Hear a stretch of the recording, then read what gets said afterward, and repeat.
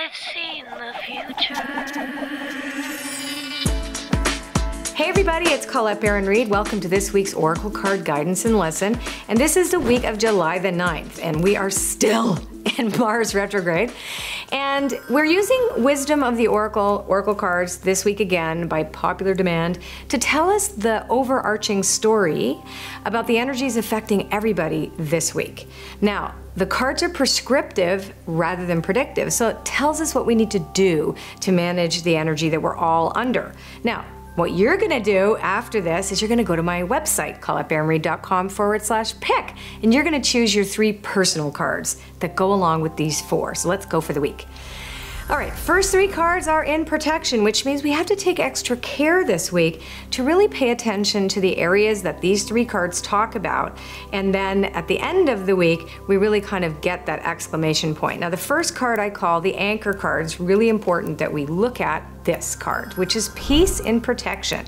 So that means that regardless of outer experiences that we may have, or that we're invited into fights with other people, or angst, or anger, or any of the more challenging emotions that take away peace, we want to cultivate inner peace this week. So first comes the inner peace, then the outer peace can come too. So instead of trying to fix the outer world, we want to go inwards for the peace that we seek.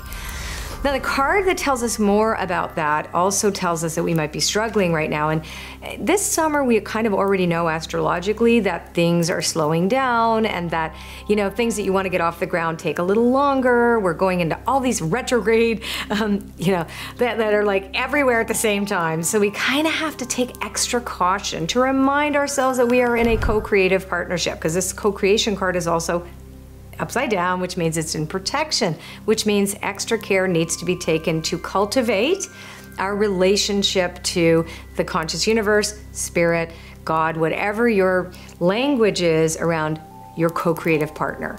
So you don't do this world alone, and this reminds us prayer and meditation, staying in alignment with our highest intentions, and remembering that whatever we put out into the world is what we get back. So to remember that we are in that partnership, we're not doing this alone. And also finding people of like mind to connect with, etc., that are focused on the first card, which is peace. So we really want to continue that story. Now, TikTok is the next card, which is also in protection, and it reminds us that we all have enough time. This tells us that we might be feeling like we're running out of time, or that, oh my God, things are not working out at all, therefore they predict that they will never happen. And this is reminding us that that is not true, that we are the co-creators of our world, and our reality and material reality is affected by our internal first. Remember, what goes on inside here then gets out pictured out there. What we see in the outer world, the conditions of the outer world, were set in motion before. So they aren't the exact relationship between us and now. It's we're seeing the results of a culmination of thinking and acting and being and doing for a long period of time. So if we want to make a change, and if we want to see more peace and experience more peace and joy and creativity, then we have to start with us and not worry about how to fix that. We have to fix our attitudes, our energy, our emotions, and what we put out into the world. Because I wrote a blog a couple weeks ago about the contagion of thinking. So what are you putting out is going to be caught by others. So you also want to put yourself in a position where you are feeling really peaceful and joyful and creative based on your experience with other people. Now, the last card is message in a bottle, which means that the universe is constantly talking to you all the time and giving you these answers and showing you the right way. And it's asking you to follow the signs, to remember that the world is not built on intellect. It is also equally important that we use our intuitive senses, our spidey senses that are just naturally our first sense. So remember to trust your intuition.